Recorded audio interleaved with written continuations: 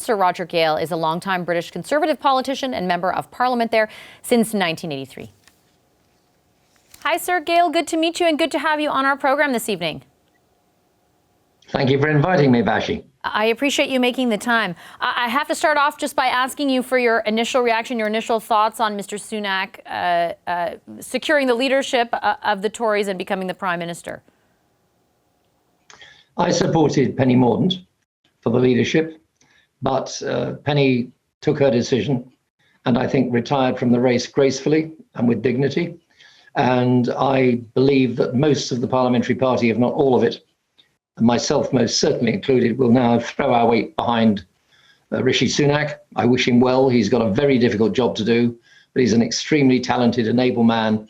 And with the people at the top, which I hope will include Penny Mordaunt and Jeremy Hunt, our former health secretary, who's now the Chancellor of the Exchequer and is doing a very good job, and with Ben Wallace fighting the war in Ukraine as Defence Secretary, I think we've got four very good people to lead this country forward to the place where we need to be and really ought to be. You said just a few seconds ago that Mr. Sunak has a very difficult job ahead of him. How would you articulate for an audience outside of the UK exactly what that job is?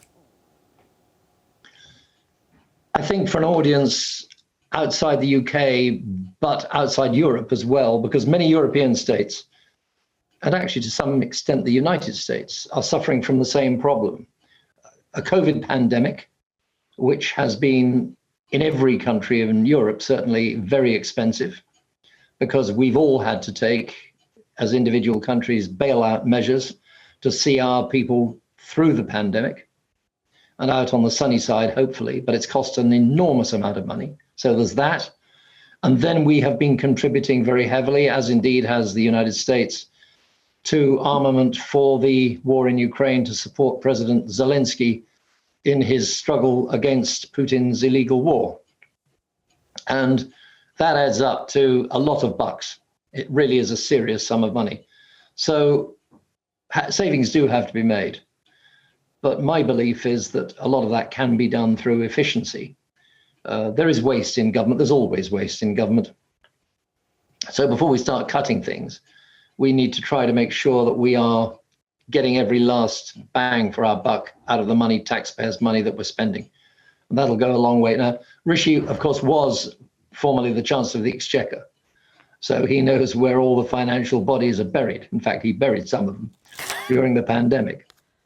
And yeah, with Jeremy Hunt as safe pair of hands at the Treasury, I think we can move forward economically, but it's not going to be easy. Nobody should pretend it is. Do you think, obviously we're looking forward here, but to look back a little bit over what was, a very dramatic week in the UK, do you and number of weeks, I should say, do you think Ms. Truss's decisions with respect to the economy and particularly the package she had put forward of tax cuts that was largely unfunded, do you think that was the beginning of the end? Yes, it was a monumental mistake. She and her then Chancellor, Kwasi Kwarteng, decided, I was going to say, well, bilaterally, because they didn't consult the cabinet. They launched this, what became known as the mini budget, and it was a disaster. A lot of the things in it were sound, very good Conservative policy, but it was too far, too fast, and in cricketing terms, she hadn't rolled the pitch. And if she got her ducks in a row and launched it carefully and properly later, I think she'd have been all right. It was inexperience, over-enthusiasm, a bit of naivety, and I'm afraid she got it wrong and she paid the most terrible political price for it. Final question, Sir Gale, but before I let you go, third Prime Minister this year, fifth in 6 years. You've been a member of Parliament since, and you can correct me if I'm wrong, but since 1983. When you look at the primacy or the significance of unity or the lack thereof for your party, what is the key to unifying it? How important is it when you stare down, for example, the polls in the last week, which showed a massive lead, one of the biggest leads for the Labour Party in years? That lead has been built up very fast over a very few weeks. Prior to that, Sir Keir Starmer, the leader of the Labour Party in Britain, was hardly landing a punch, frankly, on the Prime Minister. And That was a few weeks. A few weeks is a long time in politics.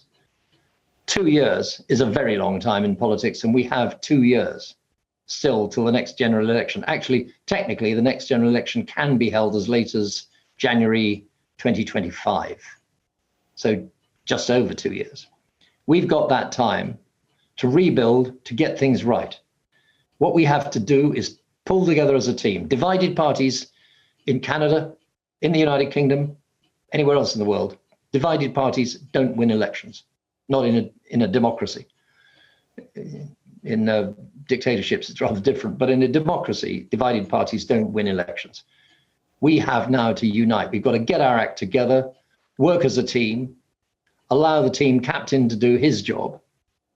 And I've likened this to the Prime Minister being the chairman of the board.